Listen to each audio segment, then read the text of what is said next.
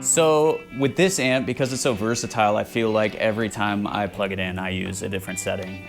It has the attenuation switch, so it goes from 15 to 7.5 watts, which is like maybe my favorite setting on here. I usually go direct into the normal input and bypass the top boost and the EQ and everything. I really like a stripped down kind of sound coming out of my amplifier, because this has just like a bass good tone. I just go in the normal setting, and I usually use the 7.5 watt attenuation. So this is my usual pedal board setup.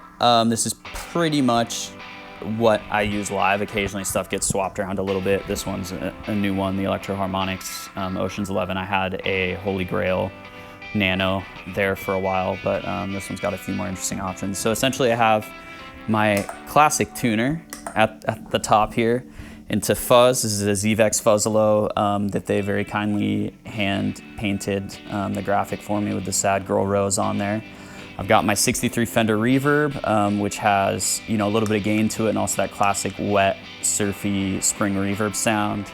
The phase shifter, which I like sometimes for like light phasing, but you can use like really intense phasing stuff. Reverb, tremolo, the TR2. I've got it set up so that I can do my reverb into the tremolo, so you can get those classic surf and kind of spaghetti western sounds that way, and really dramatic tremolo sounds.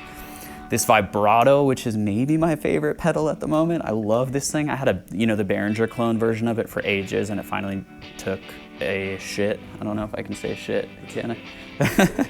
But I love this thing. You can use it for like really dramatic, kind of weird, alienating, like Devo kind of sounds, or like really subtle, almost like tape warbles. So I love that for that. Huge fan of Strymon. So I've got 3 Strymon pedals in a row here. People usually ask me about this one, and it is a OB1, which is a compression boost pedal that they don't make anymore, and I stripped and put a couple different knobs on and added these labels, so it kind of looked a little bit more like an old school outboard compressor or like preamp or something in a studio.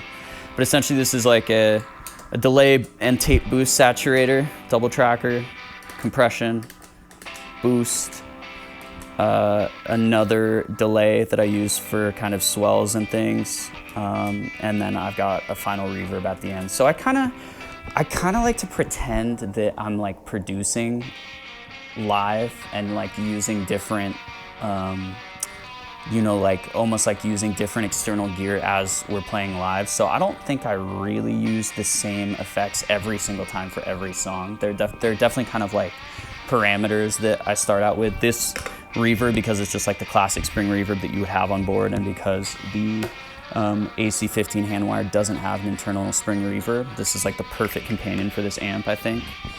So that stays on almost all the time, and then it's kind of just like a fun DJ game of like messing around with the pedals.